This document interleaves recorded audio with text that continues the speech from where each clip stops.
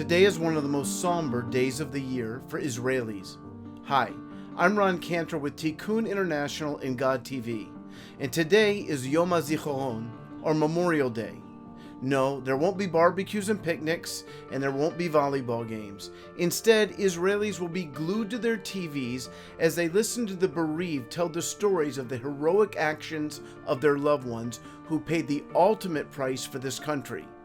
At 11 a.m., a siren sounded all throughout the country, and Israelis, no matter what they were doing, even if they were driving a car, stopped, and they took 2 minutes to pay respects and remember those who gave their life for this nation, so that this nation could be created and so that it could continue to exist. We obviously don't have time to go through all the stories of the 20,000 plus Israelis who died in battle, but we do have time for one. His name is Shawn Carmely.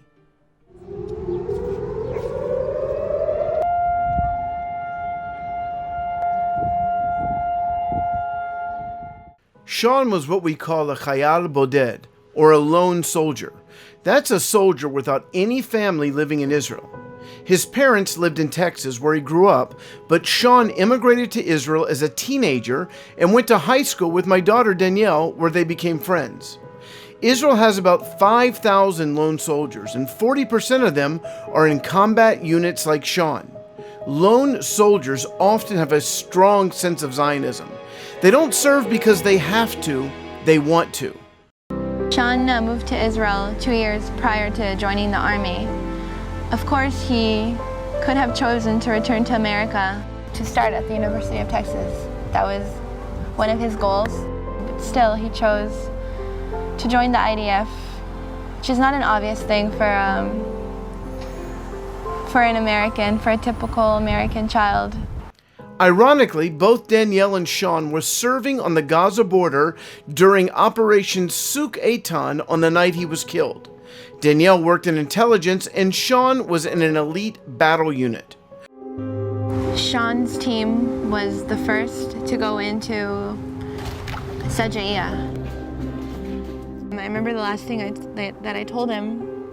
I said, "Shawn, take care of yourself and just please don't be a hero." He was shot from behind by a terrorist under heavy fire. Among the dead, 2 Americans with dual citizenship. They fought in the Israeli army. They are 21-year-old Nassim Shawn Carmeli of South Padre Island, Texas, and 24-year-old Max Steinberg of California. Because all of Shawn's relatives were in Texas, there was a concern that not many people would come to his funeral to say their final goodbyes.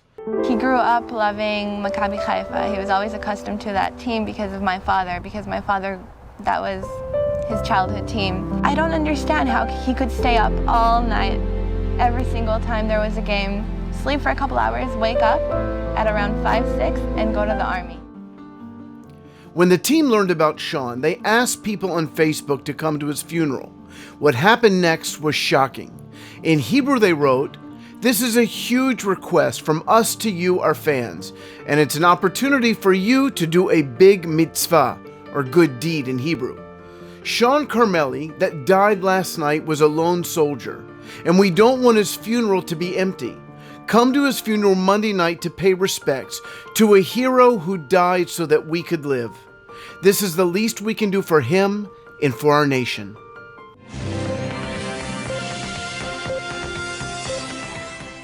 $20,000 איש באו לבית העלמין בחיפה, רובם לא הכיר את סמל ראשון שון קרמלי שנפל ברצועה, אבל היה חשוב להם לומר שחיילים בודדים לעולם לא יצעדו לבד. Actually, it was as many as 40,000 people that attended. The scene was so moving that it prompted one Israeli songwriter, Ariel Hurwitz, to write a song about Shawn and the incredible outpouring of love. The most powerful line in the song, Shtei Achayot ve-20,000 achim, tells the whole story. You have 2 sisters and 20,000 brothers. 20,000 איש ואתה ראשון, 20,000 איש אחריך שון, צועדים בשקט עם פרחים, 2 אחיות, 20,000 אלף אחים. To honor Shawn's memory, the Carmeli Fund was founded to assist former lone soldiers studying at Tel Aviv University. ובחורה עם דגל שלא